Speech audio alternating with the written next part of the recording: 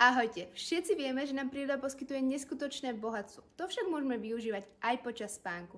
Preto si dnes povieme, aké prírodné zložky sa využívajú v madracoch a poťahoch.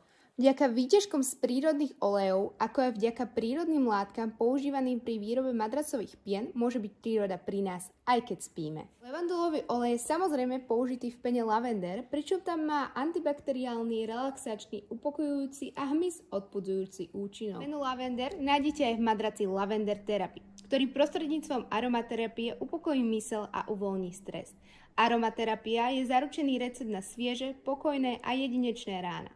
Tento matrac bol vyvinutý pre tých, ktorí milujú spánok. Cinový olej sa nájdete v penách BioGreen a Viscogreen. Tento prírodný olej nahradil ropu, ktorá sa predtým používala pri výrobe matracov.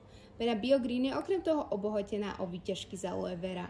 Výťažok z aloe vera má regeneračné účinky a je použitý v pene BioGreen a v poťahu aloe vera, ako aj vo vankúšoch a papónoch aloe vera, ktoré vďaka impregnačnej látke antimoskyto poskytujú aj ochranu pred komármi. Mikrokapsula s výťažkom zo sladkovodných hriaz nájdete v poťahu Algua. Ten postupne uvoľňuje blahodárne zložky, ako je beta-karotén, vitamíny a aminokyseliny, ktoré vyživujú našu pokožku. Prinieste si prírodu aj do vašej spálne prostredníctvom madraca a ja vás rada uvidím pri ďalšom videu.